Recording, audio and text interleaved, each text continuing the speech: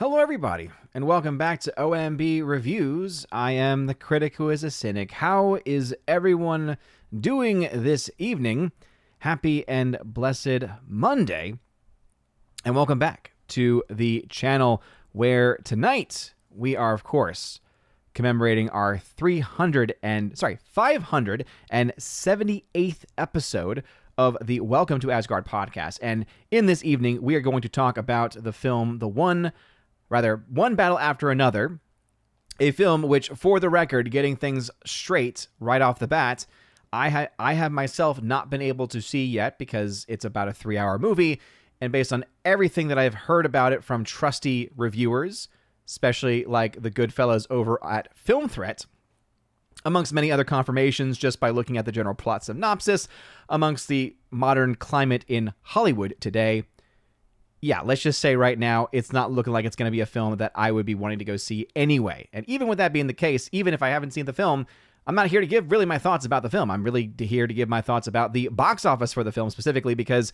it just seems to me that there is something that has just broken so many in our culture, so many in our country especially, where just to hear that a film is a box office flop automatically makes them think that somehow, some way, their own personal feelings and sentiment towards the film counteract that in some way. And I'm the first to say, right, if you love a movie, it doesn't really matter how much box office it makes. It doesn't matter whether a film is a flop or a success for you personally.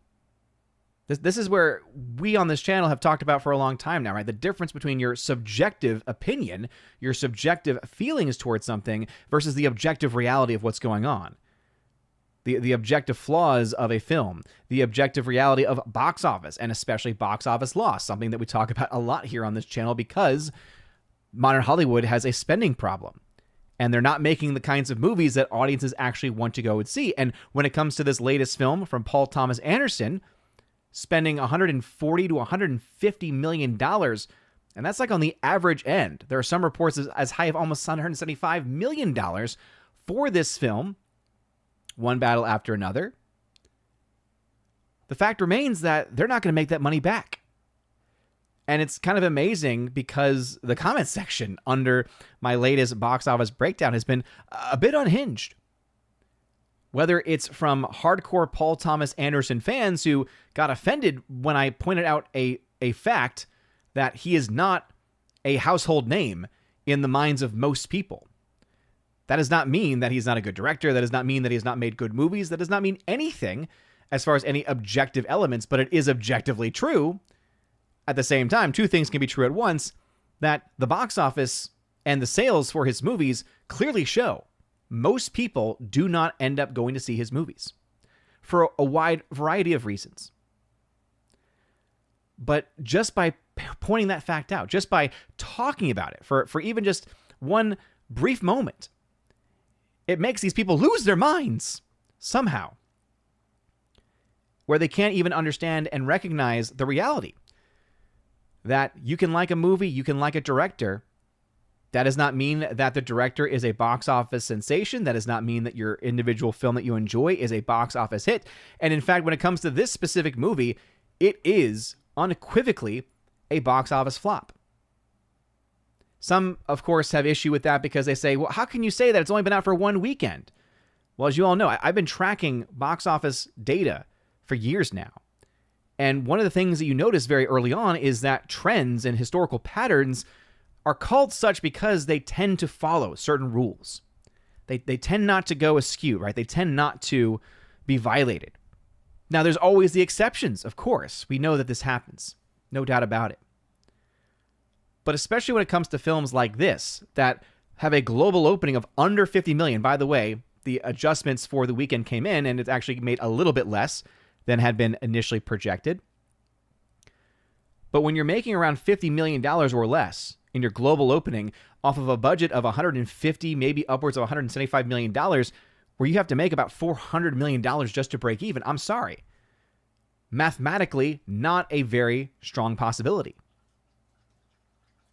But again, this is the world that we live in. People cannot accept that reality. They cannot accept the mathematics of the situation. And also the fact that when it comes to Paul Thomas Anderson, all of his films combined, global total box office is a few $100 million, but doesn't even crack $400 million in total. A guy who's been directing films for a very long time now. And we all know two things can be true at the same time. He's not a box office sensation, which is why the statement, he's not a household name known by most people, is a factual statement to make. While at the same time, that does not change the fact that he's made some good movies. He has had a couple of films that have actually been able to kind of break through the cultural zeitgeist. There Will Be Blood is a great example of just that very fact. So we'll go ahead and talk about that. We'll look at the numbers. We'll see exactly what it is that we're working with here. And also, as some people noted already in the comment section as well, and in this chat, by the way, hail to the chat. I had a little birthday yesterday. And as the title indicated, and if you catch the reference right away, you are simpatico. You are awesome because you have culture and you know movies. You would have caught that the title of the stream of my age, being 37, is tied directly to a quote from Monty Python, Search for the Holy Grail. Old woman, man. Who lives there? Who lives in that castle? I'm 37. What? I'm 37. I'm not old. But I can't just call you man. Well, you could say Dennis. I didn't know you were called Dennis. One of my favorite lines, and one that I've been looking forward to for a long time, because I love when movie and TV quotes connect to different birthdays. I'm not a big birthday person. It's never really been something that I've ever gotten that crazy about. But I've had a lot of fun the last several years because there's a lot of birthdays that all match up to different movies in different ways. Up until recently, my last favorite was, without a doubt, the quote from Three Amigos with El Guapo, where El Jefe, his boss, is trying to, prop him up a bit and say, like, today he is, and it's his 40th birthday, and he doesn't want to be 40, even though even that alone is hilarious if you actually look at him. And instead, he gives him this hard stare, and so El Jefe just goes, 33 years old. That was my favorite. And I'll be able to use that one again. That's a twofer. I can use that when I'm 33, but I can also use that in 3 years, where I turn 40. That's also insane. In 3 years, I'll be 40. I don't like that. I say that, but again, it's just crazy. It's just crazy how time is flying by. So thank you all very much for those birthday wishes. It was a nice, calm, cool birthday. And yeah, I don't really ask for much of anything. So all I know is that I got enough money, because, family likes to send money, that kind of thing, to finally be able to buy a Switch 2. So I'm excited for that, because that should be coming in the next couple of days. So thank you to my family that helped to support that endeavor. All right, let's head back into the chat now, though. For the first time, actually, tonight. Thank you all again for being here. Smash that like button. Make sure you also smash the rumble button as well if you're watching over there. And let us say hello to our people. We also have some Rumble rants to get to as well, or at least one Rumble rant, I think, that I can see. But the first one here at 4:17, very early, was General Wingster. Oh, the general himself, saying, "My goodness, you're so old." Of course. Guillermo Gage over on the Green Machine saying, "I was planning on seeing the IMAX 70mm screening of One Battle, despite the politics, to admire the artistry. But one of the actors, Regina Hall, put her name on the lying ACLU Kimmel petition." And here's the thing. I think that there's a lot of things done by a lot of the other actors in the film that are actually probably even worse than just that. But obviously that's very topical right now. Guillermo Gage is saying, "I might need to reduce my spending on Hollywood in general, but this list gives a list of who to boycott for the foreseeable future." Yeah, I mean, I think that, just again, the 400 people that came and went out of their way to put their name onto that petition, while at the same time, almost every single one of them, and please, I would love for someone to confirm how many of them actually said anything, but the fact that not a single one of them, to our knowledge, said anything in regards to Charlie Kirk's death. Not a single one of them. So the fact that they're willing to go out of their way for a fake story and to put their name on it even, but then they're not willing to say something about the death of an innocent person for simply speaking their mind. Not even just that, but literally engaging in the First Amendment, engaging in actual freedom of speech, right? Engaging in trying to, work through ideas in real time, giving people the opportunity, giving people who disagree with him the first dibs, saying you can cut the line if you disagree with me to talk it through. Won't say anything about him, won't say anything about his freedom of speech being limited. Again,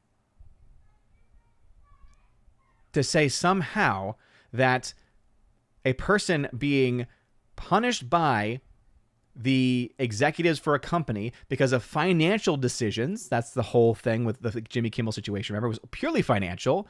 It was not this political witch hunt that was, made out to be. If that were the case, I'm sorry, he would not have been put back on TV. If the current administration was as powerful as the lies say that they are, then they would have easily been removed and never returned. But we know that that's not actually the case. And Guillermo Gage goes on to say that very point. Thank you for this $3 Rumble rant over on Rumble, saying, let's see, it's not just about I disagree with their politics. The Kimmel censorship lie and the reason why he was suspended, offending the orange man versus lying about the shooter is easily proven wrong. And it's not even just that. It was like the fact that he was willing to go out of his way days after when we had all of the information available to us, right? And to go out and to try to make it into a blame game when, again, when it comes to the evidence of the situation, we already know everything that there is to know about who is responsible. The first thing we have to say is it's the man himself, right? The person who fired the weapon. That is the primary person responsible. And we have to be very careful not to forget that very fact either, right? Right. That's where our first focus should be. But then we do have to ask that follow-up question of, okay, but he clearly didn't just turn out this way. There clearly were things that led to his decisions, and let's ask the questions as far as where that came from, and everything points in one direction, unfortunately. But yeah, that list of people who put their name on that list, won't say anything about them, but then also, too, it's amazing because at around the same time he's returning to air, right, returning to ABC, we find out about how YouTube was silencing the voices of other content creators for not just having differing opinions, but for actually being correct. During the heart of COVID especially, people who are actually putting out factual, verifiable information, but it was not a part of the mainstream narrative, and so therefore it got shut down quickly. YouTube even admitted saying they were being politically pressured by the administration, at that point in time, the Biden administration. It's just, again, it's crazy. They won't say anything about innocent people having their actual freedom of speech limited by having their channels removed for years. But, oh, yes, we will put our voice and put our name on a petition for a millionaire who was literally given a week's paid vacation because he said something stupid that ticked off a lot of people with money who were, whether it be the advertisers, whether it be the actual affiliates, they're the ones that actually spoke up against it, purely financially motivated. And guess what? No, that's in their mind, in their warped view of the world, of the warped view of reality, that is censorship. But not the clear examples. And then you go out of their way, Guillermo Gage, then they go out of their way to literally make a film that is praising. Now, they'll say, well, it's praising anti-fascist ideology because shouldn't we be anti-fascist? Isn't that a good thing? Well, yeah, it sounds nice when you put it that way, but what you're really trying to do is lay cover for Antifa, the actual group, the actual people that go out of the way to commit acts of terrorism in our country. And I'm sorry, I'm not going to allow you to play that game. I'm not going to allow you to pretend as if that's somehow good and how that's somehow normal. It shouldn't be. It shouldn't be normalized. It shouldn't be accepted. No level of violence should be. But we have a whole movie now that is doing this. Again, that's why I'm so thankful that the guys at Film Threat were able to kind of get the warnings out there saying, yeah, this film, everything you thought it was going to be based off of the trailers, it's actually even worse in many respects.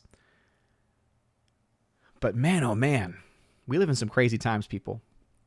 All right, Guillermo Gage at 5:01 So getting some early chat still. Went on to add, I'm normally an IMAX 70mm simp, seeing Dunkirk, Interstellar, Tenet, Oppenheimer, Dune Part 2, and Sinners in that rare format. Yeah, I mean, I understand that. I mean, obviously, if it's an actual legit, like, if it's anything from Nolan, I would probably try to find a theater like that because it's actually filmed on 70mm. So it's not just it got transferred over. Because even if it's on 70mm, but it's a transfer, it's not the same thing. So, I totally understand that at the very least when it comes to films actually shot in 70mm. Snorapupus Cuber, hello. What's going on? He also says, hello, humans and other quitteth. How's it going, Snorapupith? At 7:08, getting closer to real time here. 7:08, Sick Parvis Magna saying, hail Odin and hail chat, hail to you. We got Kimberly G, Killian Shadowcat, what's going on, Kimberly G? Welcome back. Shorty Short, then we got Laura, the Mother Major General story. What's going on, Laura, Shorty Short? Welcome back. Jeremy Zakowski, evening Odin, everyone on here. Good evening to you. We got Stonewolf 2077. Evening Odin, hail to everyone. Hail to you, Stonewolf. Welcome back. Kimberly G, thank you for the hail. Appreciate you. Thanatos Felicitas at 7:24 p.m. saying hail. We got Jimmy A saying hail, chat, and Odin. Appreciate you. Laura saying happy birthday, all father. Thank you very much, Laura. Appreciate that. Climber Bros, what's going on, Climber Bros? Happy birthday. Oh, thank you. Appreciate that. Store Poopus, Hoopy birthday. I love the dog speak. Snortapoopus. Thank you. Thank you, Climber Bros. Appreciate that. Forever Sci-Fi, hail all. Hail to you. We got Wendy Hunter. Wendy! She is a member here on the channel saying happy birthday and hello to Odin in chat. Absolutely. Jess Pena, ahoy! What is the music for the countdown? I've had this music for years now. I don't remember. It used to be on a site called Purple Planet, and it was one of those sites where as long as you gave attribution to Purple Planet, you could use it for free, and so I ended up using it. So this was before the AI trend started up, so I'm fairly confident it's not AI generated, but again, I can't say that for sure. I know that the music, I would have gotten it from around, 2018 or so. AI music wasn't really a big thing back then. It's kind of amazing how much... It is kind of amazing how much AI and technology has changed even just over a few years. Oh, man. All right. Hold on. We got a super chat in here that I got to highlight and support. Actually, first, hold on. I got a Rumble rant I got to get to first. So first, we got Guillermo Gage at 740. Thank you very much for the $3 Rumble rant saying Jamie Lee Curtis said to pray about Charlie and also signed... the lying ACL kibble petition. So there's that. She might just be misguided sometimes. Well, here's the thing. At least she said something, right? Like that's something that we can at least praise by the fact that she was at least willing to say something nice. I think the vast majority of them have not said anything. And I think that that's the thing that obviously needs to be called out most importantly. All right. And then, of course, we got Geek True 64 at 7:45 p.m. Thank you very much for the $5 super chat. Geek Truth, by the way, I just remembering, I'm so sorry I didn't get back to you about this weekend, but as you now know, right, it was my birthday this past weekend, and so plans kind of got crazy over the weekend as far as timing and stuff. So I would not have had time, unfortunately, to make it out your way. But he says, "Happy birthday, man! I might be able to grab a copy with this." Absolutely, dude. Thank you so much, and definitely looking forward to hanging out again, man. Let's see. General Wingster also dropped a $2 super chat saying for Paul Dano, hey guys, Paul Dano. Was he on that list? That would make me sad. That'd make me very sad if he was on that list too. I mean, I kind of know most of the people in Hollywood are probably on that list anyway, but still, makes me sad. Stonewolf 2077, happy birthday, Odin, and I pray that your day was full of a festivus surrounded by love. It was very good. Very, very good. Luke Zilla, hello, Odin, happy birthday. Thank you very much. Appreciate you. We got Mr. Roy saying, hello, what's going on, Mr. Roy? Welcome. Always great to have one of my chosen of Valhalla here. We got Bruce with the funny fingers waving. What's going on, Bruce? Welcome back. Dragon Master 42, hello. Hail to you, good sir. All righty, let's see. We got Quentin. What's going on? He says, I'm great, and happy birthday. Thank you. Sahil99, happy birthday. Hope you had an awesome day and all your birthday wishes come true. Well, appreciate that, Sahil99. Caveat Ties, hey. What's going on, Caveat Ties? Sick Parvis Magna. Hail Odin, happy birthday. Wish to you and your family the very best. Appreciate you. Luke Zilla, box office Reddit in full cope over one battle after another, flopping hard. They think that this is going to have some Sinners type holds or box office run, truly highly delusional levels. Oh, that is. Because look, Sinners had just this amazing tear at the box office, but at least when it came to Sinners, there was something that was special about that film. I didn't like it personally, but I could understand why a lot of people did. That does not seem to be the case when it comes to one battle after another. Because even for a film like Sinners that I had issues with, I look, again, kind of one of my metrics, especially for sometimes box office, but usually just for general sentiment, good, basically the people I go to that I trust a lot, I mention them a lot here on the channel, right, are the guys over at Film Threat, because they are almost always the most realistic on their takes. They don't always have the best takes. There's definitely some films that they will like and support that I'm like, I don't know, guys. But they're always open, they're always honest about what they think, and they're never going to lie. They're never going to change their mind or opinion for the sake of views or clicks. So I really just trust them when it comes to the takes that they have. And so when they came out as really as hard as they did about this movie and about how highly politicized it is and how tone deaf it is in the current culture, that to me was more than enough. And if even they are willing to come out and step out on a limb to say the things that they were saying about this movie, I'm sorry, but it's just, no. Lance, what's going on? Lance at 732 saying, happy birthday, Mr. Odin. You officially have one less year to watch bad wrestling. This is very, very true. Yeah, haven't been able to keep up a whole lot. Really sad. Geeks and Gamers had to take a little bit of a break from the wrestling pay-per-views. And the big wrestling shows because of football, of course, because, it makes sense. It's kind of stretching everybody thin because football is as big as it is. But yeah, it was fun always being able to have like a reason to like watch along and stuff. Cause I stopped paying for a lot of the stuff, right, to get access to the pay-per-views and such, because it's just, I don't really find it to be that worth it in my opinion. So unless they're doing anything on Netflix or something like that, it's hard for me to catch up. And then I've been trying to watch some of at least the AEW premium events because they actually still have good wrestling. I don't know how their weekly storytelling has been, but, Jimmy A at 732 saying, I didn't even know Paul Thomas Anderson was the kind of director that had diehard fans. I know. Based on the box office, you wouldn't believe it. General Winksters, the members, are saying, but what is really true if you think about it? 2 + 2 = 4. Ergo, there is objective reality. We could start off there at least. Jimmy A, I didn't even know. Oh, you doubled up, Jimmy A. How dare you? How dare you? Shorty Short saying the trailer for that movie was horrible. Agreed.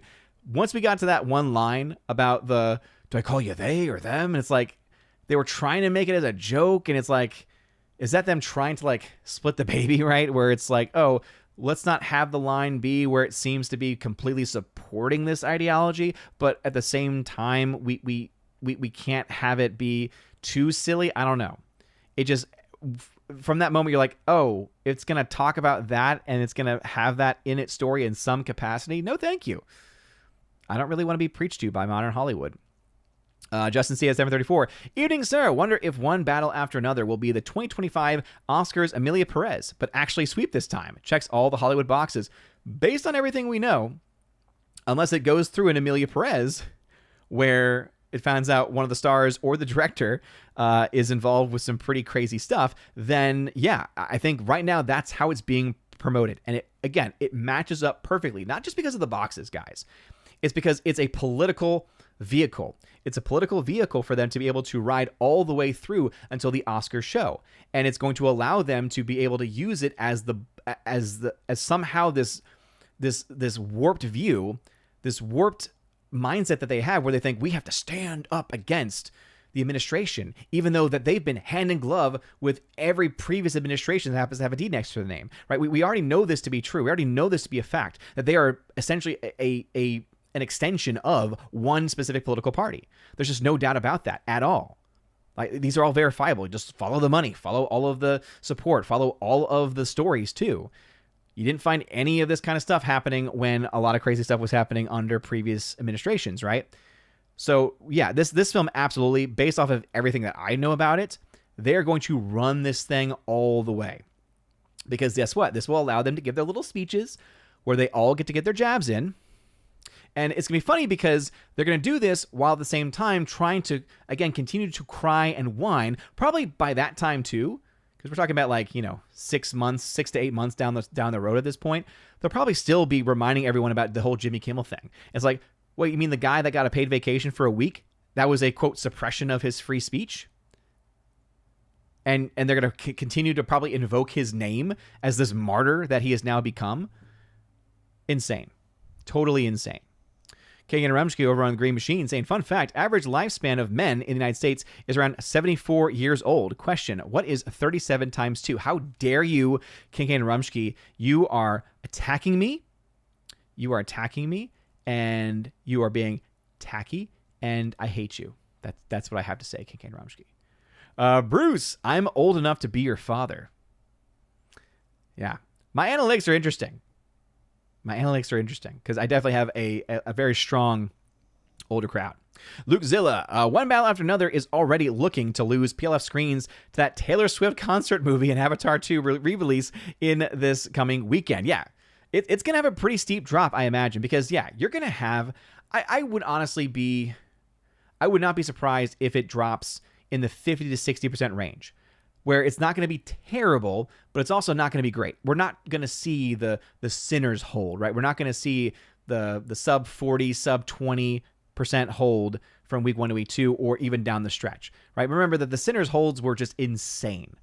And again, I don't still quite understand it, but at least it makes some sense, because at least I could see the fandom. I could see the passion for the film across the political spectrum. That to me is the real test.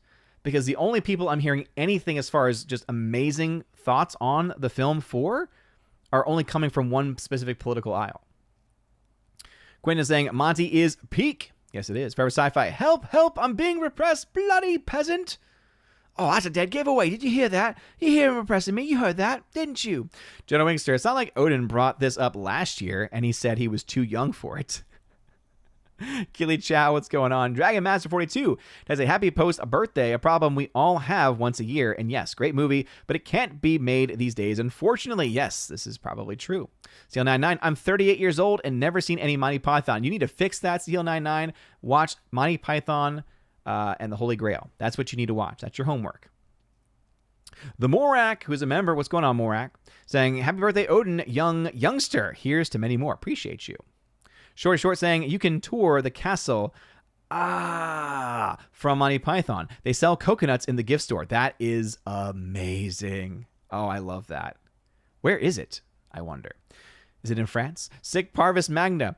God, I miss the 2000s. Lord, I miss the 2000s, I should say. In early 2010s, things were a lot better then. I mean, obviously, I pined for the 90s myself. The 90s films. Of course, the 80s were also fun as well, but the 90s TV was peak stuff, guys. Let's see. Keely Chow saying, happy birthday. How are you, Thor, Freya, and baby Sif doing? Also, how was your weekend? Weekend was fun. Again, got the birthday weekend, especially on Sunday, on the proper birthday. And everyone's doing great. Everyone's doing great. Jonah Wingster, switch to Odin. You're such a filthy casual. What does that make me a filthy casual? Because I didn't buy it on the day? Yeah, I didn't have any of the extra cash lying around to buy it early. So it was so funny. Like when it launched, Geeks and Gamers Gaming just was like, oh, I'll switch to it. Everyone on the stream has one. I'm like, aw, I wish I had one now because I'd like to be playing with you guys. But no, luckily birthday money came in. I was able to scrap that together. So I got the Mario World bundle, and I'm very much, you all look behind me, guys, right? I have a whole stack of movies right next to me too. I'm all about physical media. My justification was Mario Kart World, pretty much a game that's only going to be worth anything because of the online play. And so having a physical copy that's not just one of these like key card things isn't as important for a game like that. I'm very much still all about trying to get the games on physical media, though, primarily. But for that one, I'm like, look, I got to save like $30 on this game, and these games are now insanely expensive, just crazy. Really hoping that somehow changes soon. Probably won't, because they're probably making money off of it. But yeah. Chronologic, what's going on? Welcome back. We got Jimmy A at 739 saying, the only one on the Jimmy Kimmel letter I remember saying anything about Charlie was Jamie Lee Curtis. Yeah. Justin C, would you say I have a plethora of piñatas? Jefe, what is a plethora? Why, guapo. General Wingster, they want to fire Jimmy because he's costing them money for his pathetic ratings. Yes, indeed. Yes, indeed. And don't be surprised if it happens. And guess what? What they'll end up doing is they'll end up going back to this moment in time and then saying, you see, he was forced out. He was forced out, guys. Sure. Keaton, what's going on, Keaton? Saying, with the life of a showgirl coming out, do you think Taylor Swift's Showgirl will do more than the Eras Tour? I personally don't think so. But I'm talking as someone who is not a Swiftie in any way whatsoever. My wife and I, last night because we love to on weekends be able to play.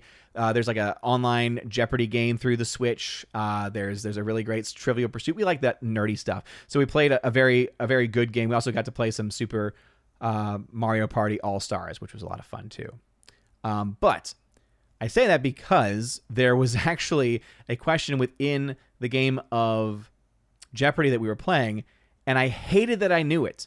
And I hated that I had to beat my wife at this specific question. Probably should have watched my words there. But I had to defeat my wife with this specific question because unfortunately, the answer was they were names to a Taylor Swift album. The only reason why I knew that, and this is the reason why I had to win, was because I have to every year put up with crazy Swifties in my classroom, and therefore I always get to overhear this stuff, and it just unfortunately sticks over time. So anyway, not a Swiftie myself, don't like her music. I think she's vastly overrated, but again, I do still recognize the reality that she is big money, right? That clearly she is huge. So personally, the Eras Tour was kind of, to me, like a crazy thing where it was like, wow, I did not think that was going to happen. That was kind of amazing that it did, and I don't know if that could ever be replicated. That's the bias I'm going in with that. Now, that being said, for all I know, this could end up being even bigger because maybe they're like, oh, let's match that previous performance and see if we can build with that after. So, anyway. Micro Baguette. Tagging to say, hey, Odin, saw the news today that a new Simpsons film is coming out in 2027. Yeah, I heard that too. While that a new film will have been 20 years since the first film. That to me is what the crazy thing. I honestly can't believe that the first Simpsons movie came out in 2007, but yet it did. Yeah, and that there'll be a 20-year separation. And that first film, from what I can remember, was pretty successful. It's kind of weird that they didn't do anything further. All right, looking for some tags here. Again, apologies if I'm glossing over comments, but I do look for people that are tagging at Odin at the very beginning of your comment. Let's see. Joe Winks are saying, what film is this? I need some more context there. Context. There's the super chats from earlier. Jeremy Sikowski saying, Jimmy Kimmel already lost 64% of the viewers. Yeah. He got all of those amazing viewing numbers, and then all of a sudden reality came crashing back down. It's like, yeah, because and it was Tim Pool who actually made a really good comment going through his YouTube channel where all of his videos, the views are terrible except for his monologues where he talks about the Orange Man. It's like, look, think that kind of speaks for itself. Geek64, no worries, bud, keep on keeping on. I appreciate you, man. Appreciate you. My Brigette saying, speaking of AI, there's a huge discussion about the new AI actress named Tilly Norwood, and talent agencies are looking to sign. That's insane, and I think that any person or company that is trying to do that should have their license revoked. That's terrible. That's insane. John Bravo, welcome. Jeremy Zakowski, also, happy birthday, old man. It was rude of me not wishing you happy birthday. It's all good, man. Appreciate you. Duncan Blackthorn, happy Jessica Odin. Yes. Got to get in the FNT reference. I love it. Happy Jessica, Duncan. Right back at you. All right, Guillermo Gage for another Dala Rumble rant over on Green Machine saying, oh, hey, I recently started Order of Christian Initiation for adults. Yeah, that's right. I don't like how they keep changing the names of these things. I'm an old school guy. You know this, right? So it's OCIA, used to be RCIA. Says, right at church at noon, I'm on the 4th week. See what Catholics believe. I've been influenced over the years. Hey, dude, awesome, man. I'm so happy to hear that. Well, I hope that you go through with it through the whole thing. And I hope to be able to welcome you into the church on the Easter Vigil. Welcome you home, man. That's awesome. Jimmy A says, Odin, I kind of skimmed through the list and I didn't see Paul Dano. Yes. Disappointed to see Channing Tatum, cool actor, but questionable worldview. And again, it's not surprising to see those names on there. It is to me surprising that someone like a Paul Dano wouldn't be on there, because I would just assume, right? Gary Banjo Sandwich Worthington, happy birthday. Appreciate you, Gary. Appreciate that. Rob D, happy birthday, Odin. Did you see the family go out? Did you and the family go out for steak and lobster? No. We're not that fancy.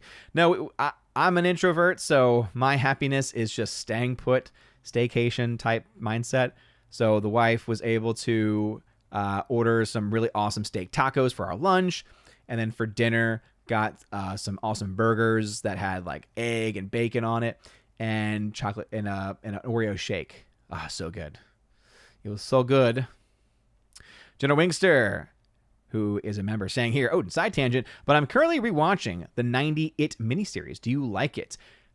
Is that the one that was eventually adapted into like a film version with, oh my goodness gracious. With Tim Curry. I was like, oh man, I was blanking out. Tim Curry as Pennywise. Is that the one? Jimmy A. One Battle After Another used a song in the trailer by Beyonce that was used during Kamala Harris's campaign. Hard to see this as a coincidence. Yeah, it's almost like, really? How much further and how much thicker do you want to lay this on here about what kind of story we can expect, guys? Come on. We got Guy. What's going on, Guy? Saying, have you seen the Zootopia 2 trailer yet? And do you think the movie will do well after watching the trailer? I think I've only seen the teaser trailer, technically. Kind of try to avoid trailers most of the time these days because they oftentimes tend to be just so filled with spoilers. But based off of just the teaser that I saw and the general sentiments that I already have about the movie, I personally think that film will do well. I think that the film has all of the potential in the world, and I honestly think it is, other than Avatar, the only other film this year that will likely hit $1 billion. Mike Baguette saying, I did love the news that there's a biopic on development of Macho Man Randy Savage. His brother Lanny Poffo co-wrote the script. Kenan Thompson's production company is the one developing it. Ooh, that's cool. That's really cool.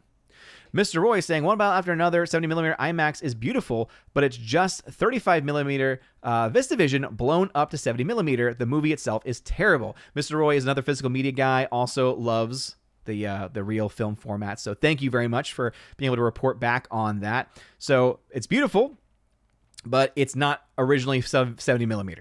So 35mm, that's already pretty cool. I do like when films are shot on film. So that probably has a very cool look to it. Yeah, it always is terrible when really cool concepts and old school film techniques are wasted on bad movies.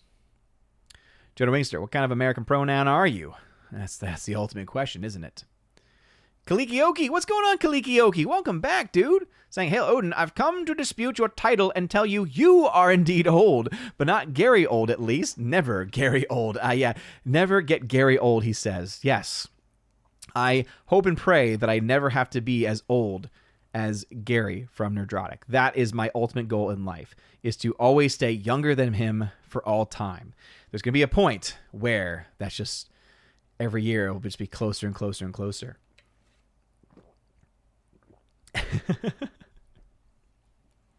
Rob D 754 saying, Giza Gamers needs their own wrestling show. I want to see the whole crew do famous wrestling moves on each other. Now that'd be fun.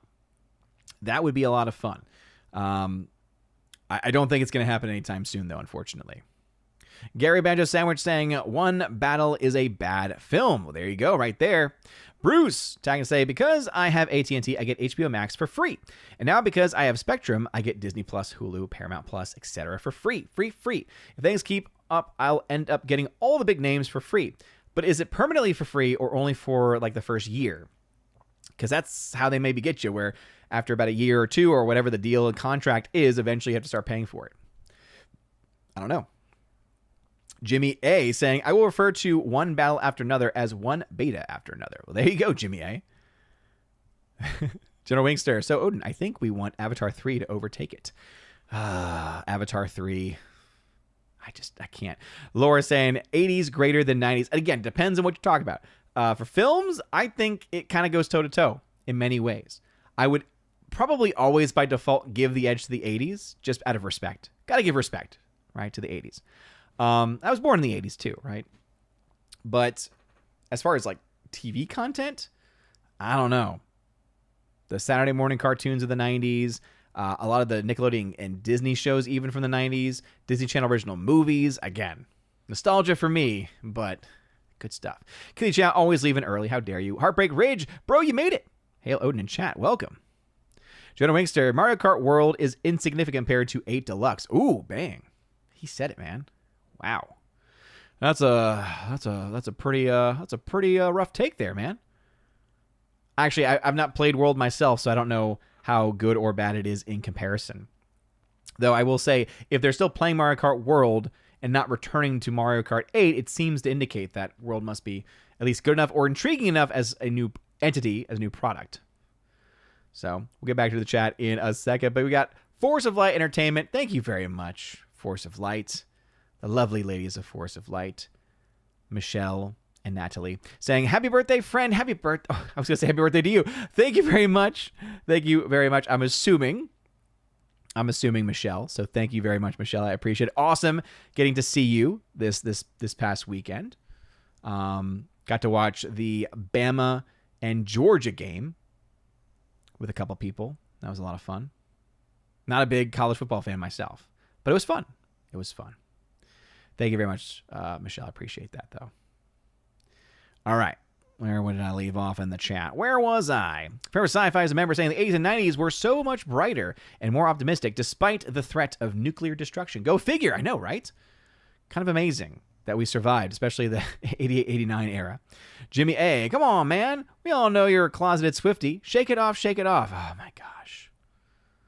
Oh, my gosh. Climber Bros, have you ever played the Uncharted games? And if so, what were your thoughts on them? I never got to play the Uncharted games. Again, I'm not the biggest of the gamers. Of course, I love like the Zelda games. Those were fun. It's like, whether it's the old school Ocarina of Time on the N64, that's the game that I grew up with. Love that game. Can go back to that game anytime and always just relive the memories there. But I also really like the Switch games. Breath of the Wild is just amazing. Even got to play the Wii U version of that on my Steam Deck. That was so much fun. And I'm still playing it. Like, obviously, summer being over, I haven't had time to play and go back to it. But now I'm thinking about it, it's like, maybe I'll play a little bit of that tonight because it's you get so lost in it to it. And then Tears of the Kingdom is also just a solid follow-up. Great game, too. Yeah. Kyoki, Odin's lying. He's secretly a Swiftie. No, I'm not at all. Jodo Wingster, give the Swifties attention every time. Oh, if there's somehow a way I could get away with something like that where it's like, no, I will make you hate. Now, obviously I wouldn't do that, but anyway. Luckily, it's not been as crazy. Like, there was one year especially where there were two girls and they were best friends and they were hardcore Swifties. And I was like, oh my gosh, they were like talking to each other in song lyrics. And I was just like, no, go away.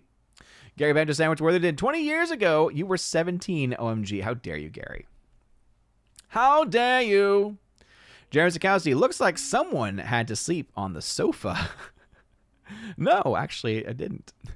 General Wingster, chat, we need to pitch in and get Odin that walker he needs. General Wingster, here's the thing about that. Obviously, my age is not that high, but I did recently have to get an MRI on my back, and I've got like protruding discs. I guess that's technically like a herniated disc too, and they're in a couple of sections. I forget exactly which levels of my spine it is in, but there's a couple of sections that it's like it's bulging enough to where it's not a lot of room left before it starts to pinch a nerve. So basically, like, if things don't improve, that I might start to like have tingling, lose feeling down my legs even, and might have to get surgery. Luckily, we're not there yet. But yeah, I'm actually having to get a shot in my back for pain management, because some days, especially if I'm standing up for a long time, Wednesdays for me this year are just rough. They're just so rough on my back. Kleekioki, happy birthday. Oh, thank you very much, Kleekioki. Appreciate you. Harvey Ridge, Paul Chato just did a great vid on the AI actress thing. Ooh, love Paul Chato. Luke Zilla, Gunn now has to move Man of Tomorrow from summer 2027. It's releasing in a more crowded and competitive window than the first one did. Bro. Oh, but James Gunn's doing great, guys. Oh, he's doing so well. He had such a huge victory, didn't he? With his movie. Mr. Roy, thank you very much for the $10 SSS Super chat saying happy birthday. Mr. Roy, thank you very much, man. I really do appreciate that. You're awesome. Love you guys. Love the support. All right, back to the chat. Let's see. First Sci-Fi. Used to love The Simpsons, but haven't watched in years. They lost me forever with that nonsense about voicing Apu and other non-white characters. Yeah, seriously. It's like, at that point, it's like you're a comedy show featuring some of the most prolific voice actors to ever exist on television. And you're going to fall into the whole cancel culture thing over something like that. It's like, that's ridiculous. That's just so crazy. Jenna Wingster, it's the one with Tim Curry. That's what I thought. Because I remember there being some kind of version of it where like they kind of turned it into like a movie. They cut it together in that way, maybe. I don't know. That's how I remember it, at least. Hardwick. The whole thing that's going on right now with Tilly Norwood, the AI actress, is reminiscent of the AI Pacino movie Slim 1, 2002. What? Oh, Simon, 2002? I never saw that one. Sick Parvis, Magna, saying, well, I was born in 1994, so 2000s were my jam. My childhood for the most part. Dang! Nice. There's some good stuff in the early 2000s. Gary Benjo Sandwich, Worth It Hit, saying, I'm Gary Old. Well, dang, that's ancient. Justin C., you hear about Zach Kreger developing a prequel film to Weapons focusing on the Aunt Gladys character. I did hear about that, Justin C. Can't say I'm that surprised. Again, one of my biggest issues with the movie is the ending. Because the ending goes off the rails so much, not because of the whole, like, chasing her around. That was comical. It was the whole him, this child, really not spoiling it at this point. If you actually cared, then you would have gone to see it already or anything like that. But the kid at the very end is somehow able to do the magic that his Aunt Gladys was able to do. And they never give you any explanation about like how the magic works, what are the limitations on the magic, or anything like that. And so when he starts to like control things and starts to do things, you kind of scratch your head because you think, okay, how is this actually, how do I know if the rules are being followed here? How do I know if this is actually even legitimate? So him coming out, one, financially makes sense because the first film did really, really well, still doing well, and it makes a lot of profit for them. So it justifies it financially. But then for me, it's like narratively, you kind of need to have that Aunt Gladys character explained more because you need to be able to explain the rules that would establish. So maybe he'll be able to fix that if he makes the prequel and he's able to kind of set the rules for it, and it can tie in well with Weapons. Maybe it'll fix Weapons for me. But as of right now, Weapons has a major narrative hole in it that keeps me from really being able to enjoy it. Guy, I think after Trump said how much Demon Slayer made, wait, what? He decided to add tariffs to movies outside of the United States and movies from other countries. I don't know if that was supposed to be a jokey, but it didn't really translate well. Just going to say that. Jenna Wingster, 90s kid at TV was the bomb. Yes, it was. Wendy Hunter saying here, the 80s and 90s cartoons are the best in my opinion. Agreed. Forever Sci-Fi, I'm not afraid of getting older. I'm one less day from dying young. Rob Thomas. Happy birthday, Odin. Appreciate you, Forever Sci-Fi. Mabriget saying, the deal with Spectrum and the streaming apps was a deal they worked out with the contracts with the different companies to carry their cable channels, and it's a multi-year deal with them. Cool, but it won't last forever.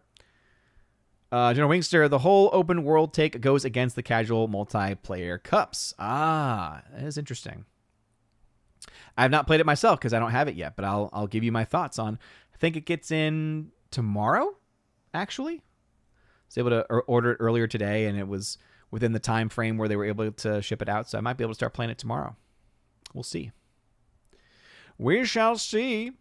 There's Mr. Roy again at 810 saying hello. Howdy, howdy, howdy. General Wingster, also there. Rob D saying some Disney Channel original movies were actually good, like Luck of the Irish and Phantom of the Megaplex. Oh, I loved Phantom of the Megaplex. The fact that that thing featured, oh my goodness gracious. Hold on. I don't know why. Mickey Rooney. Even as I'm typing it, before it even pulled up, I was like, I remember now. Mickey Rooney. The fact that they got Mickey Rooney to be in that movie was just phenomenal. It was so good. I just love everything about that. And it was about movies and love of movies and everything. Ah, yeah. Phantom of the Megaplex was my jam. Just so funny and campy. Jenna Wingster, Ocarina of Time was my intro to Zelda, and it was and is Kino. What is that supposed to mean? No, it's amazing. I love it. So good. Justin C. One of my favorite Monty Python lines. Hey, I didn't even eat the moose. Climate Bros. Well, since you review movies, did you watch the Uncharted movie? I did. Unfortunately, it was not a very good film. Gary Benjamin of Worthington, nukes brought us all together. COVID did the opposite. It's actually true. It's kind of amazing because with COVID, it brought everyone closer together in a certain light.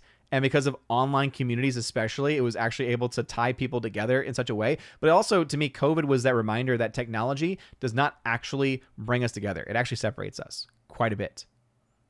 So, General Wingster, Odin, that sounds painful. Yeah, doesn't feel good.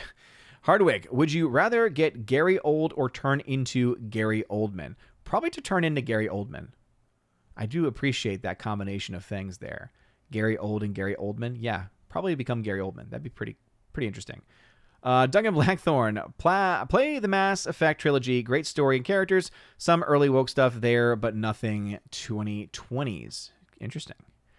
Gary Banjo Sandwich saying, Odin or is it Olden? How dare you, Gary? How dare you? Wendy Hunter, so sorry to hear about your back, but that at least explains why your back hurts. Yeah, that's the thing, Wendy.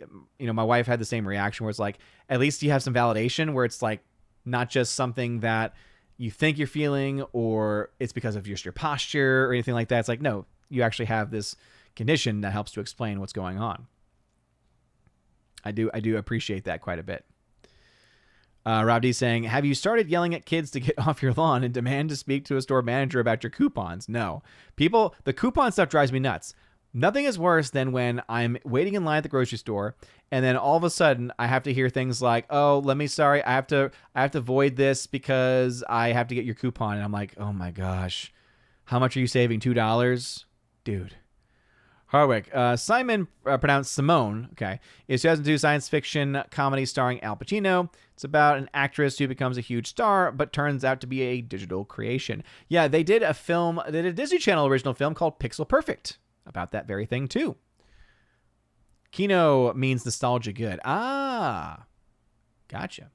Clown Rose, tag to say, to be honest, the Disney XD era was good, but just died very quickly. Sadly, like Lab Rats was good, but the spin-off not so much. I have no knowledge of the Disney XD era for the most part, unfortunately.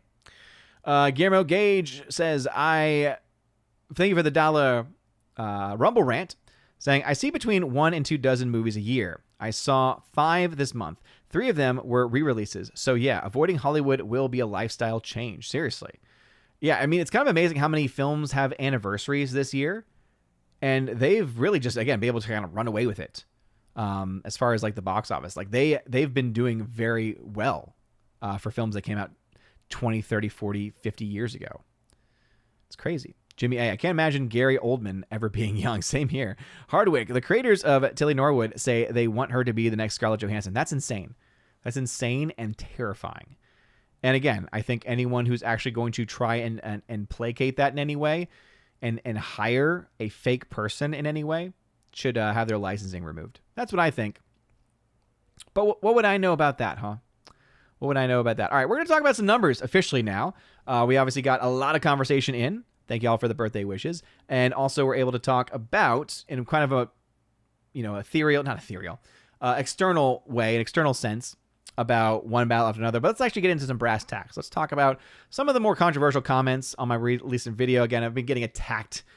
Luckily it's been actually quite limited. I think there's only been like 3 or 4 comments, which also crazy that the videos have done well with how bad the box office is. I recently got, and this is something interesting for any other content creators out there, might want to try it out if you get the same feature.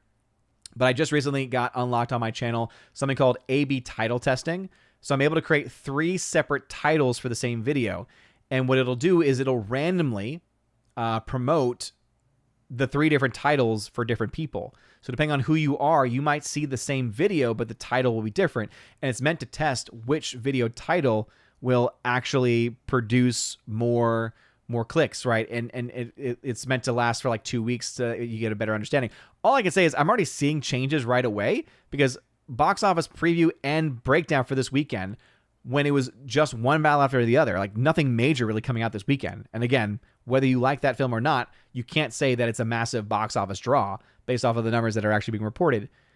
And it's like some of the better numbers that I've seen on both a preview and a breakdown for a non-peak movie release. So anyway, just wanted to put that little fact out there. But we're going to talk about some very important numbers here, and you know what that means. We got to do it. Time to see a real math magician at work.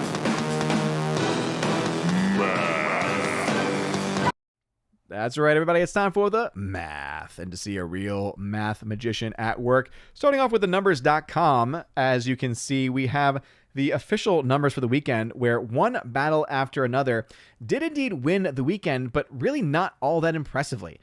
I think the only way you can try to argue and spin this as a huge win is to remind people who the director is. And that to me is already a sign of, one, how Paul Thomas Anderson is not as big of a household name as people think that he is, but also that even the people that like this movie are still going to try to create some type of copium, some type of excuses for why the film is just not doing nearly as well as they would hope it to do. The fact is that it came in about $7-8 million ahead of a film called Gabby's Dollhouse, which, to be fair, was apparently a popular Netflix series adapted to a movie picked up by Universal for distribution. Is what it is at this point, right? But still, this is not a huge win for them as far as the number 1 and 2 finishes there. Then, of course, we had Demon Slayer, Conjuring Last Rites, right? We've talked about these movies already before. Apologies, I'm looking at my son in his camera, and he's had this habit now where he has to find reasons to leave his room every 5 seconds, and he continues to do this every single time. So we'll see. I think I hear a little knock at my door. Hey, buddy, I'm working right now. Hey, buddy, I'm working right now. Buddy, I'm working right now. Talk to your mommy. You got something for me? Okay. One second. I'm just gonna leave this up. Hey, what's up? Aw, thank you, man. I appreciate that. All right, thank you. Love you. All right, go to bed. Okay.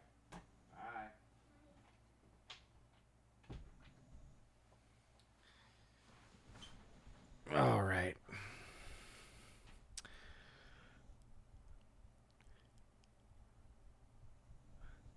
All right. So it's becoming a problem. It's one of those things where it's just so cute in the moment, but is a problem because now he's like leaning into it. Now he tries to find, it's like, oh, they seem to like this. So now I'm going to try to find more ways and more reasons to do this. So that was just a little Thor there who's turning 5 in a couple weeks. So he just had to give me this. It's very important. He built these for me. And this one I actually remember he gave to me.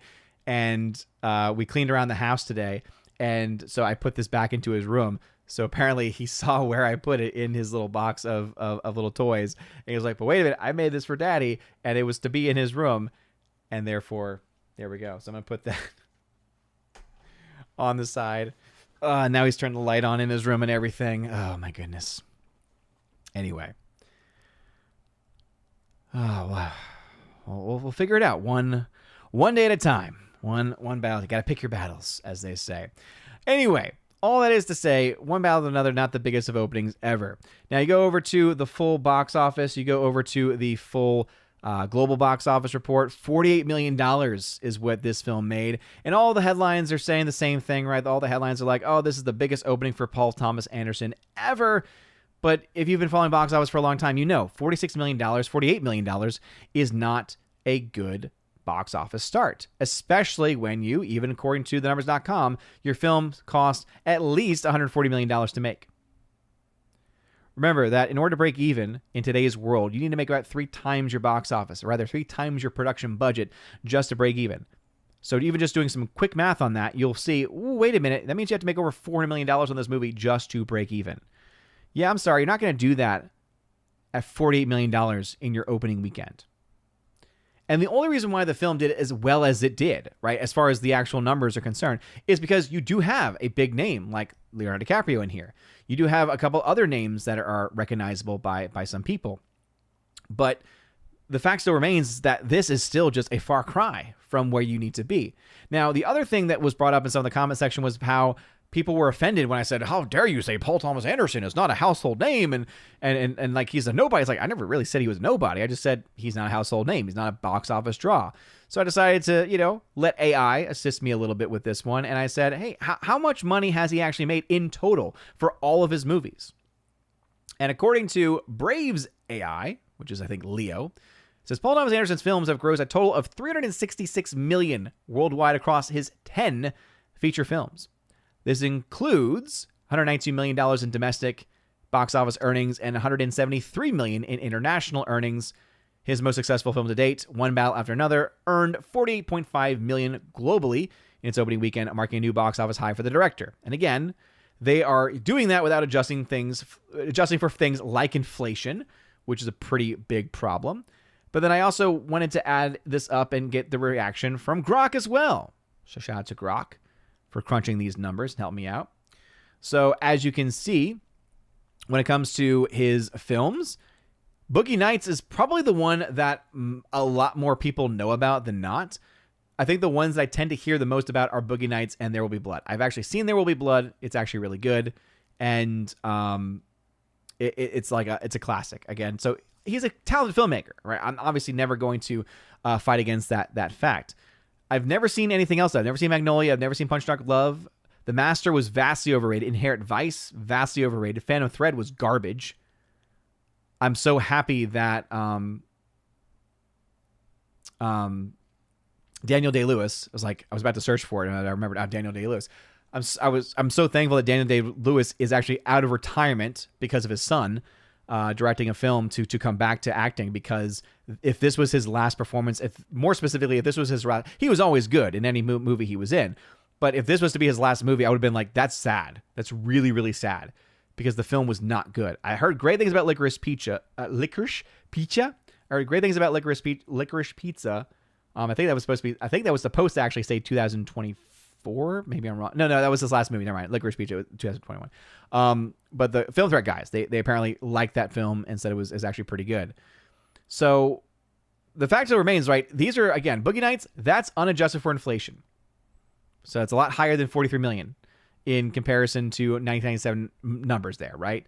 There Will Be Blood, $77 million in 2007. I'm sorry, but that film is still going to be a lot higher than this one. Okay. Now, again, this one also is just starting off at the box office, and so very well, it could still make a bit more money. But as of right now, right, most films tend to make a third of their box office in their opening weekend globally. This is historically most films end up. So what that means is that right now the film is tracking to make about $150 million if it's an average performing movie. $150 million box office just from your global box office totals, okay? That's not talking about your net gains or losses. In that case, it'd be massive net losses. Going over the charts, because again, we love charts here, it's $206 million in the red. And again, that number is actually using $153 million as the starting point, because as I said, the range on the budget for this movie ranges from about $130 to over $200 million. $140 million to $130 million to $175 million in total budgetary spend. So that's before your marketing costs or anything like that, okay? So this film needs to make, again, over $400 million, even if you take the lower average given by thenumbers.com. Over $400 million to break even. If your average run will get you to 150, if we were to see a run similar to even that of a film like Sinners, for instance, that would still likely not be enough to make the money back. Like, let's go ahead and see if we can actually go back a little bit, right? So Sinners estimated cost around $95 million. So its break even was around $285. And then that film went on to make $365 million at the box office, right? So actually ended up making $45 million in profit. It was a chart breaker. It was pretty amazing. Just from the starting block, though, what we can say as of right now, Sinners opened to $63 million in its global opening, and then ballooned all the way to 161.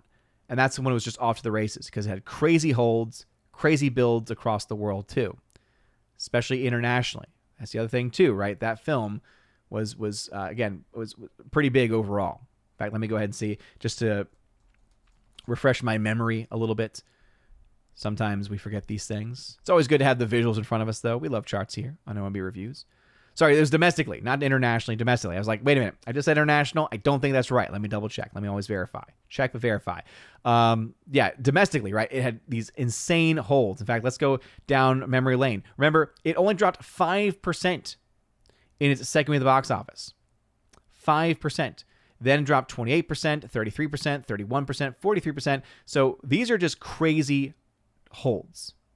These are crazy holds at the box office. And then it went on to leg out and make $273 million globally. Sorry, $273 million, $278 million domestically. Only $88 million internationally. Again, was not a huge hit at all internationally. But then even look at this, right? Based on its opening weekend, look at where it ended up. As of right now, we are not seeing that happen for this movie. This film has already made a lot less than Sinners. It's not getting nearly the same amount of praise from the normie audience, which again, Paul Thomas Anderson films are not made for the general audiences. The box office is very clear. So if 10 films have all brought about $365 million in total revenue, and one could probably guess that it would be somewhat equivalent in physical media sales in comparison to some of the more mainstream titles out there. The fact is that this is not a good win. This is not even a good win. This is not a good box office result. This is not a win in any way. The only argument, that's why do you think the articles are running with one headline and only one headline? Best opening in Paul Thomas Anderson career. If this was a huge box office sensation, if this was a huge success for them, they would be talking about that. But instead, they have to always qualify it as this is the greatest opening in Paul Thomas Anderson's career. Every single time. So, to those people out there that for some reason can't get it through, can't quite make sense of this, hopefully that has cleared things up for y'all a little bit. All right, let's get back into the comments. John Waster, are we doing math tonight? We just did. We just did. Heartbreak Ridge, who's a member, saying, all this talk of AI actresses also makes me think of the Joaquin Phoenix movie, Her. Oh, that's a great shout, Heartbreak. A lot of things in that movie I don't like. I just think it's like, I don't like how they went the whole sensual route. It's like, it's very uncomfortable to listen to say the very least. And especially the teacher, I'm like, I can't recommend that to anyone. But the concepts of the movie, right? If I could just cut that whole sequence out, really. Because it's like him and Scarlett Johansson. Take that for what it is. With voices. If they could just take that whole thing out and anything related to, sexuality, just always, I hate when they put that stuff in movies. The rest of the movie and the concept of AI is actually very much on point to what we're seeing right now happen today. It's scary. It's scary how on the market really is. And for crazy, I forgot that, I can't believe that film came out in 2013. That's why every year when, kids always ask like what my favorite movie is. And sometimes I'll say, I guess for more modern films, I would have to include a movie like, for my modern films, I would have to include a film like Whiplash in there. And then it's like, oh my goodness, Whiplash came out in 2014. That's not a modern film. That's that film came out 11 years ago. And it feels just like yesterday that Whiplash was in theaters.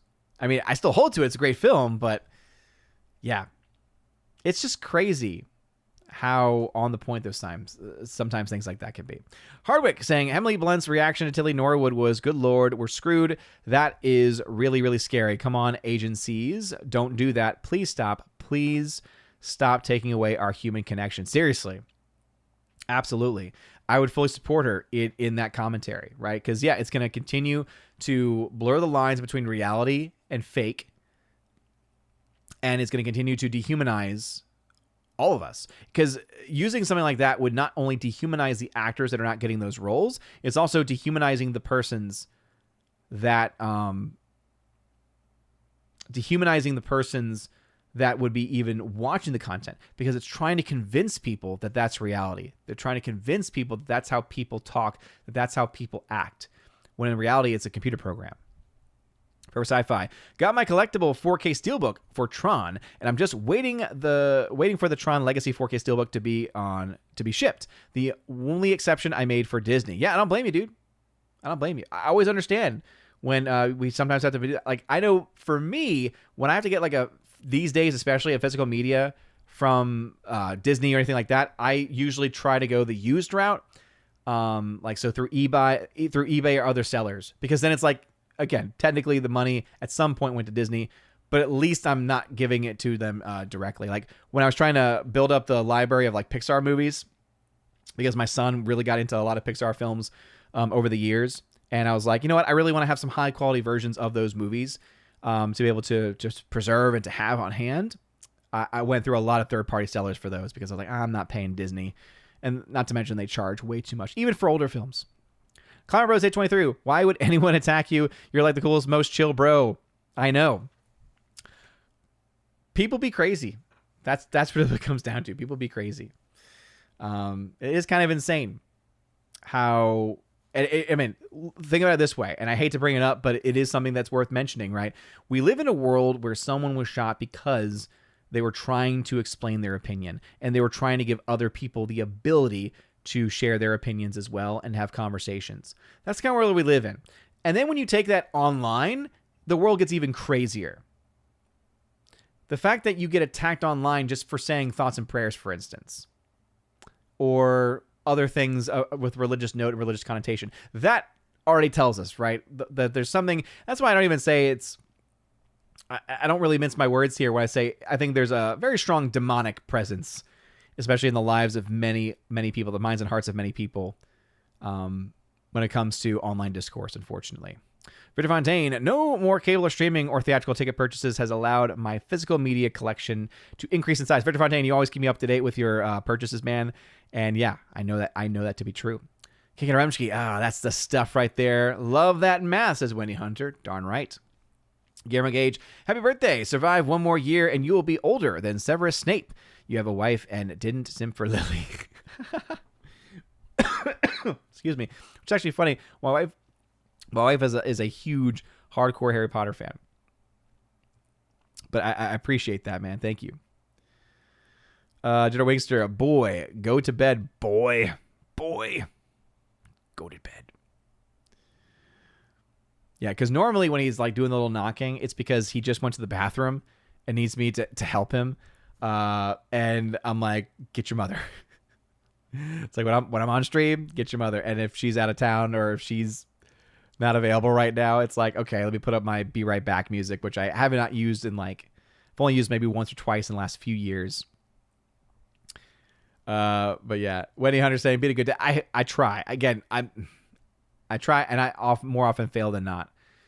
But thank you. Lukezilla, is the adjusted for inflation option working for you over at the numbers? Every time I click on it, it just tells me access denied. Yeah, I mean, this is one of my issues with the numbers.com is that they oftentimes have server issues. So it doesn't happen all the time. It does work for me most of the time, but there are definitely also times when I've gotten that message before. I'll just say that.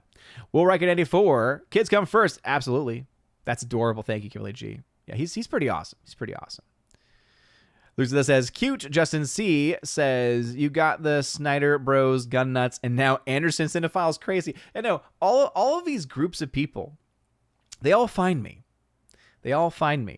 So yeah, when the Snyder films are coming out, when Rebel Moon was out, the Snyder Bros came after me.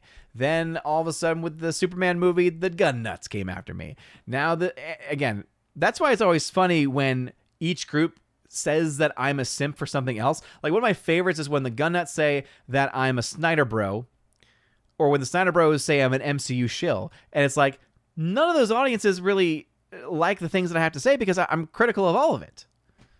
I mean, I am the critic who is a cynic, and I know that that's a catchphrase, but it's also a fact too, right? I'm a very realistic person.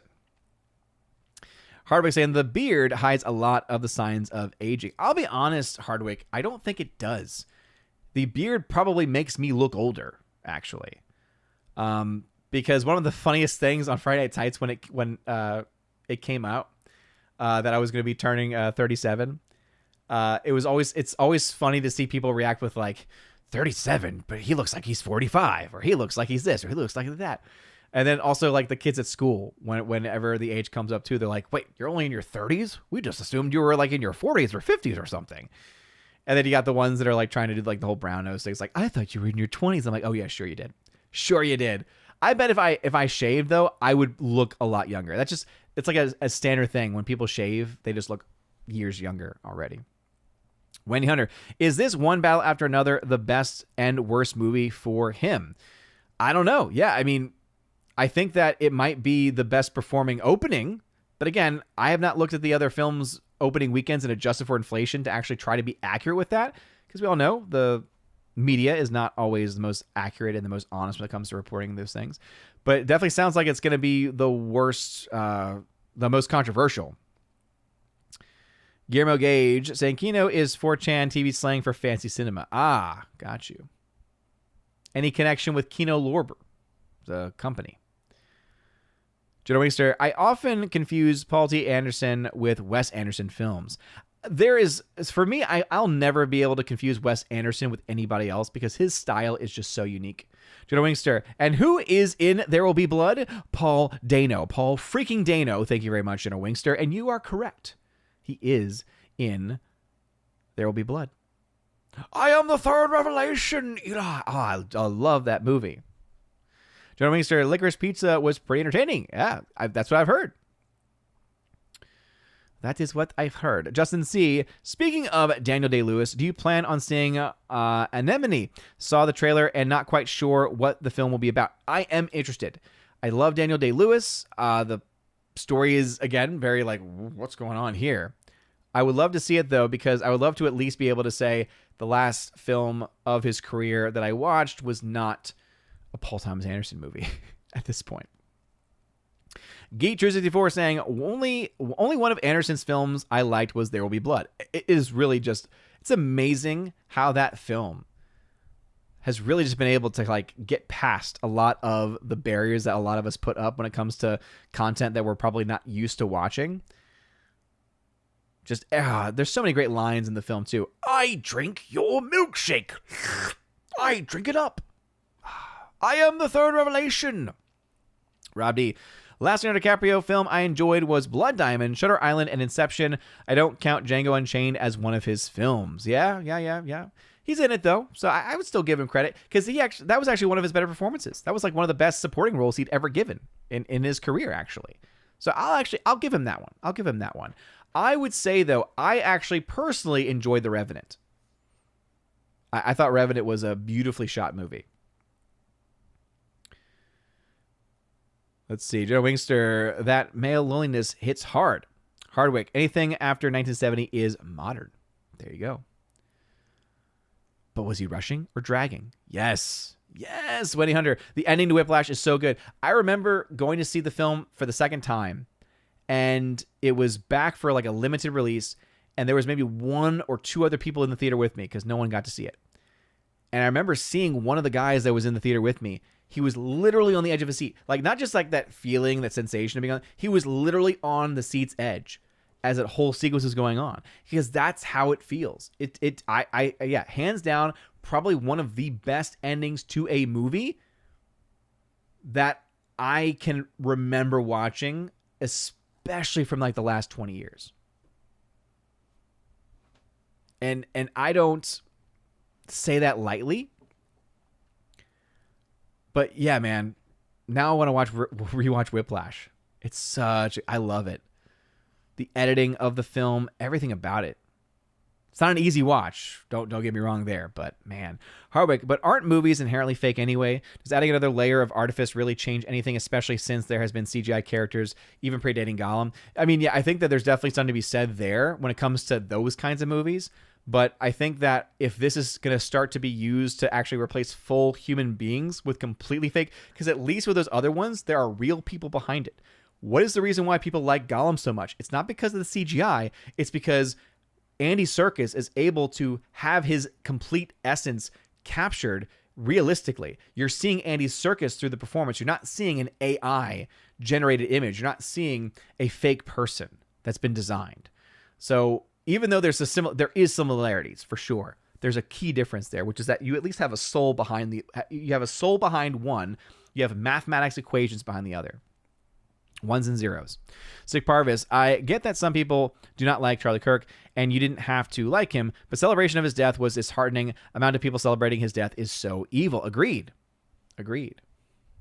Remember saying, are you picking up the physical media 4K for F1? I'm planning on picking it up when it releases next week. Yeah, I mean, I was hoping there'd be like an F1 4K steelbook, but I wonder if the F1 4K is that even... Is it? We have the man himself who could tell us about this, Geek True 64. But is there officially an F1 4K, or is there going to be a steelbook? I don't know. Wendy Hunter saying, Odin chat, I hope you all have a good night. I'm not feeling so well, so going to leave a bit. Hey, no problem at all, Wendy. We're wrapping things up here, so I won't be missing much. Kiki and Rumsky saying, did you say Steiner Bros? No. How dare you? How dare you bring up the Steiners? General Wingster. But Odin, you are a Steiner bro. You absolutely love 300 and all its slow-mo sequences. Yes, of course. Of course you would say this. How dare you? Hardwick, I was referring to Keanu Reeves with that beard comment. Ah, gotcha. Rob D, tell the internet to stop hating on you. You're not a 40-year-old bearded white dude. I know, seriously. They're aging me up there.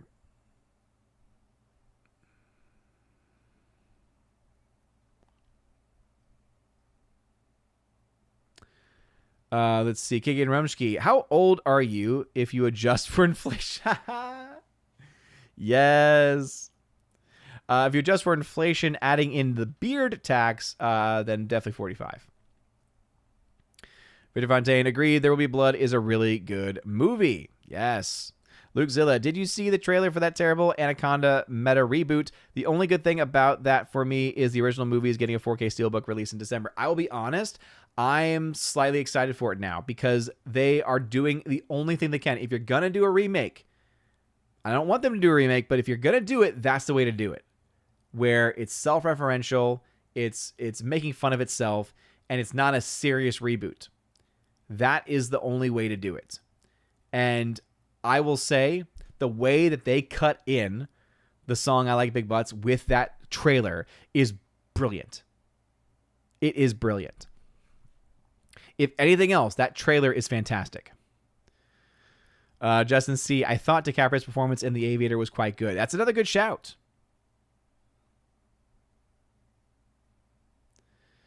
Garo Sishin says Paul W.S. Anderson is a better director than Paul. I think that was supposed to say Paul Thomas Anderson. Those are the two I think I confuse. Paul W.S. Anderson and Paul and P.T. Anderson. Wes Anderson is such a unique personality. That one's never hard to kind of connect. Caveat Ties, Odin is a Sucker Punch fan. That's a lie. That's a dirty lie. You shut your dirty mouth, Caveat Ties. How dare you say that? How dare you say that about me? I've never liked that film. I've always hated that film. And no matter what you say, you can't change that. Jimmy A., the Anaconda remake trailer looked pretty good to me. Paul Rudd is charming and Jack Black seems somewhat less annoying. And again, the way that they cut that song in is brilliant. Victor Fontaine, F1 4K Steelbook already sold out on Amazon. The regular 4K is still available. That's what happened. That thing, I think, sold out before it even got released. That's what I hate about the modern physical media market, man. I tell you. Because I am a movie collector. Wait a minute. Dang it. It says temporarily out of stock. When did it even get released? I feel like I've been checking on this thing for months. Like oh, whenever it's going to be coming out. And I hate how they do that. I really hate how they do that. Flames on the side of my face. And also, the companies drive me crazier too, because if you've got such demand for these movies, why not just print more of them? You're kissing money away at this point by not allowing for, it's like, wait, it's sold out. All right, let's just reprint. Let's make a bunch more. Let's make even more money. Let's see. Caveat Ties found that funny. Hardwick saying, I think it's neat that Paul W.S. Anderson has been able to make a living by mostly making movies about how great his wife is. What? Again, I get them so confused with each other. Paul W.S. Anderson. Let me get some context here.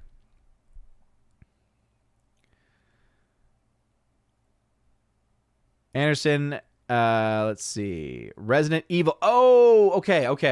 That's the unique factor. Okay. Yeah, it's the names that confuse me. Once you get into the actual filmography, it's like there's no similarities between them. Yes. So yeah, Paul W.S. Anderson, I definitely prefer, because I enjoy the Resident Evil movies. I enjoy those quite a bit. More than I probably should. But then he also did Event Horizon, Alien vs. Predator, the first film, Death Race. I remember seeing Death Race back in 2008. It was okay. Let's see. Now, his films have collectively grossed over $3.2 billion worldwide. Take that, Paul Thomas Anderson and his fans. Oh, he's a household name. Yeah. How much did all of his films collectively make? $360 million? Paul W.S. Anderson, how much? $3 billion? Okay. I rest my case. Brittany Fontaine saying, never mind, sold out there too on Grub. Dang. You didn't happen to buy more than one, did you? All right, let me make sure I didn't skip any comments here. Gary Sanchez said, Odin, you have to admit that Demon Slayer beating every Marvel movie this year, in addition to Sinners, is pretty dang impressive. And yes, it will overtake Superman soon. Yeah, I mean, you won't hear any doubts about that from me. I'm personally not interested because I've not seen the original series, and I like to be completionist with that thing and have the full background. So I'm always supportive of animes doing well, though. So I'm happy to see a film like Demon Slayer doing well. And I can't wait for it to actually officially beat Superman. And yeah, the fact that it's going to have made globally more than all of the big MCU fare and all of like the big Hollywood fare for the most part is amazing. I love it. Caveat Tai saying, Sucker Punch, the title is a warning for the audience. It's true. Robbie, scalpers have taken over online shopping when it comes to any product that even has a slight demand. Yeah, it's one of those things too where it's like, as a collector, if the studio is not going to provide access to it, sometimes I've only did it a couple times. I'm proud of myself for holding myself back on doing it too often, but I have had to buy from scalpers before on a couple things. Like the one I remember there were like two films that I can remember offhand that I had to get the steelbook from a secondhand market, like on eBay. One was Children of Men steelbook because that thing looked beautiful. And again, collector, I just was like, I really want to have this one because it's one of my favorite films. And then the other one was the 4K steelbook for the Blade Runner. Blade Runner, actually, it was Blade Runner 2049 that I was able to get that one. So, yeah. Gary Sachin says, yes, we are like-minded, Odin. Good. Short saying, seepage. Oh, gosh. Jenno Inkster, he did the original Mortal Kombat. Ooh, okay. Like him even more now. Jimmy A saying, we finally got a Paul Thomas Anderson and Paul W.S. Anderson movie in the same year. Wow, that is pretty crazy. That is pretty crazy. By the way, Garo Sishian, thank you very much for becoming a member at the Citizen of Asgard level.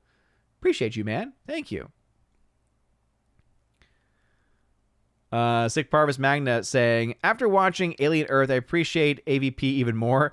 I even like AVP Requiem, although it is garbage, but it's my guilty pleasure. Alien Earth is garbage. Amen, brother. I don't know if I ever saw Requiem. Let's see. Apparently Michael Bay is coming back to Transformers to direct another movie. Guess Paramount got tired of losing money with their last 3 movies back to back. Yeah, but I'm going to be honest. I think a lot of people are kind of burnt out on Transformers movies, man. We'll see. Gary Sishian saying, my son introduced me to anime. I have to admit, it won me over. Yeah.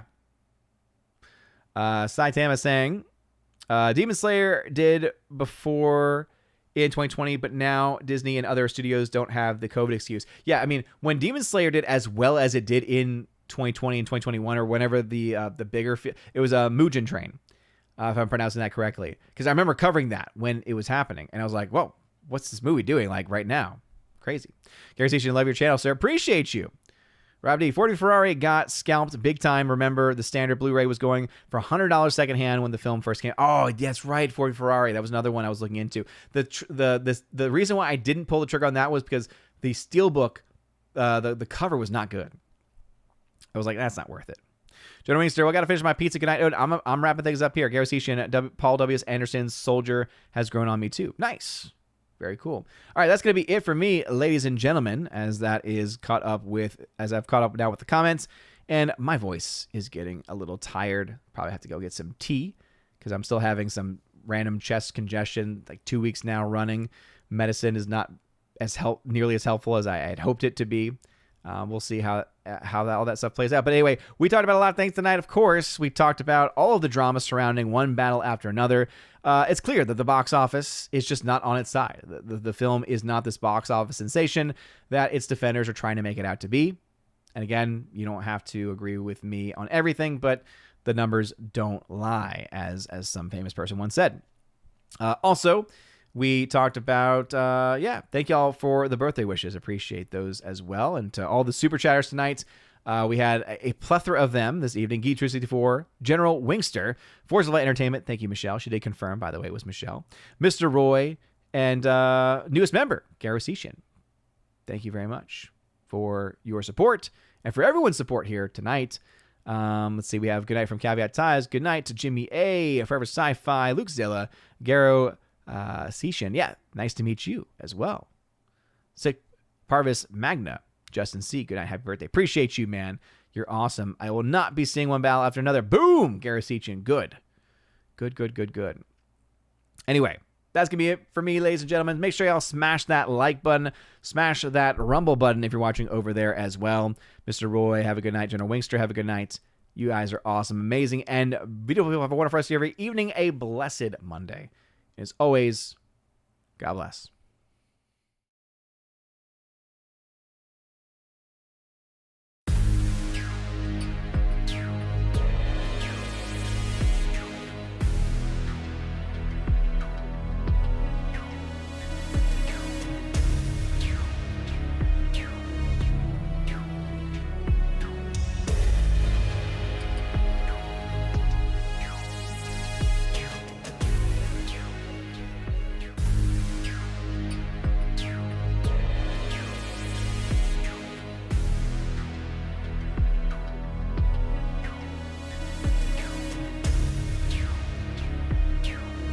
And now let me give a shout out to all of my Chosen of Valhalla members, starting off first with my Patreon members, Father Luca Illich, hail to you, Father, and also to Miss Mountain Muses. Check out her YouTube channel by the same name, Miss Mountain Muses. She is very lovely, great, awesome Catholic faith-based content over there. You'll also find over on Subscribestar my member Matt317. He is on Twitch with the same channel name, Matt317. Shout out to you, good sir. And also to a longtime member here, Mr. Roy, my Chosen of Valhalla member here on YouTube. Mr. Roy, thank you for always hanging out and for always being a part of this channel. It does mean a lot, as well as it does for all of my Chosen of Valhalla members. And if you want your name shouted out at the end of every live stream or video, or if you want it listed in that list that was playing just now, check out the top link in the video description below. You'll find out how to get those types of shout outs at the end of every live stream and video. Not to mention, you get access to bonus video content and also access to a Discord server where there are a couple of channels on there where I do giveaways every single month. In fact, I do multiple giveaways every single month. I try to make it so that I'm giving away Blu-rays and 4Ks that make up at least 4 or 5 different giveaways. Sometimes I have to put them in all towards the very end because back in the school session, of course, now means that I'm going to be a little bit more delayed there. But I know that I'm about to put on right now a giveaway for the film Ballerina, the 4K steelbook of that. I've got a couple of copies there, so I'm going to be putting that available along with a bunch of other films that I have just, again, gotten piled up over the last couple of weeks. So if you want access to things like that, if you want access to a great community, you guys seriously are all amazing and beautiful. Have a wonderful rest of your day, and as always, God bless.